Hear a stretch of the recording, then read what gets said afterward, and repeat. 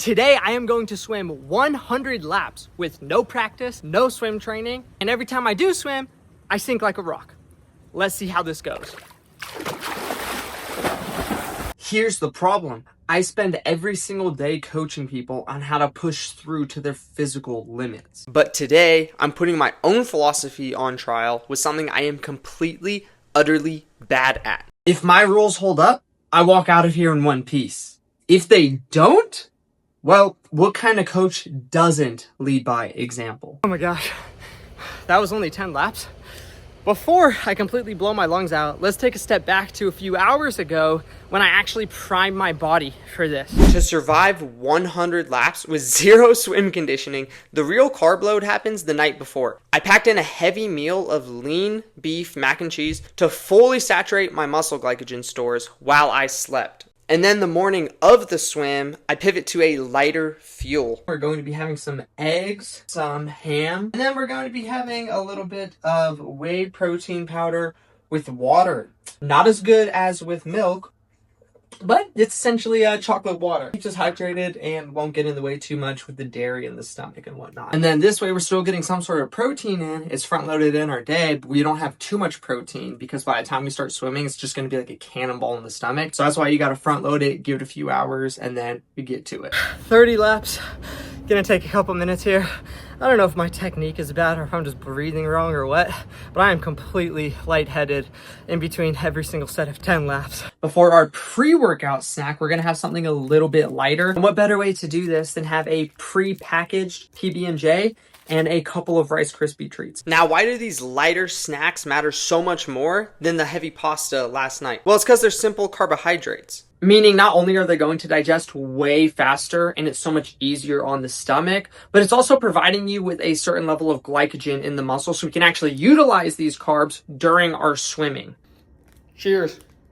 Now, it was at this point where I really started feeling those simple carbs wearing off. And I think because I was bobbing my head so much back and forth, I started experiencing a lot of lightheadedness. Even to the point where I get up too fast, I land on my backside in the pool, and I just barely catch myself before blood starts rushing back to my head. Unfortunately, later in the video, it gets even worse. Halfway point, let's go. I accidentally hit shoulders yesterday in the gym. Absolutely fried. So far, I've only been taking about 3 to 5 minutes between each set of laps because I'm trying to push myself. Up until this point. Because 3 to 5 minutes wasn't enough from what just happened to what's about to happen. I get up even more lightheaded than the last set. My vision goes dark like when you stand up too fast. I trip on nothing, and then I almost fall again trying to catch myself. And at that point, I said, nope, 10-minute rest breaks it is. Oh my gosh, were those rest breaks definitely needed. Now, don't get me wrong, my shoulders were on fire, my lungs were on fire, my legs were burning. Everything was absolutely fried on me, but it definitely helped me catch a second wind. But by the end of this one, I needed to wait 5 minutes before I even started talking to the camera again.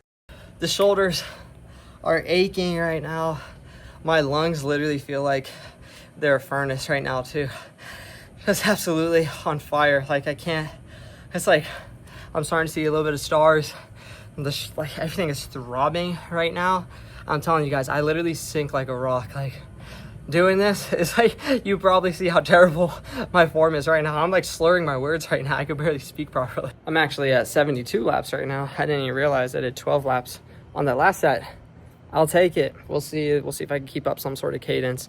We're getting so close. 72 laps in right now. 28 more to go. And at this point, I'm genuinely not having a fun time. I was honestly about ready to just quit this video and just go film another. Until I realized. 86 laps. Don't know what happened there. I just went on autopilot, closed my eyes, just kept swimming.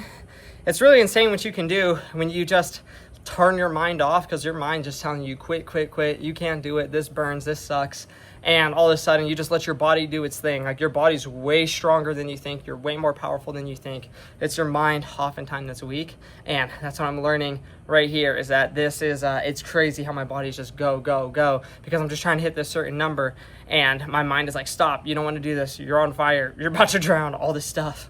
And as I get closer to that 100th lap, I begin to think of my clients, and I begin to think of all the conversations that we've had and all the struggles that they've been through and everything that I've been able to help them push through physically, mentally, socially, emotionally. And it takes me right back to the beginning. If they don't, well, what kind of coach doesn't lead by example? And so there's only one thing I can do. There is always a time to push, and there is always a time to pull back. When life stress is manageable, when you have free time, when things aren't being thrown at you all over the place, that is the time to push. That is the time to put your foot to the gas and really start going, really start striving hard for your goals. That is the time for challenges like this. But when you need to pull back, when life is busy, you're stressed, you're overwhelmed, that is when you just want to focus on staying consistent. You don't need to go balls to the walls in the gym. You don't need to starve yourself on some diet. That is when you need to maintain what you have, deal what you have to deal with in life, and then you do what you can in the gym with your exercise and with your nutrition and recovery. Final 3 laps. Let's get this over with. At this point, my ears are so clogged with pool water that I actually feel like I have some sort of chlorine in my brain. And despite my ears being clogged, I hear the faint sound of these jets overhead. And although none of these people know that I am about to complete 100 laps with no practice, I imagine them as my celebratory jets. And 1 extra for good measure.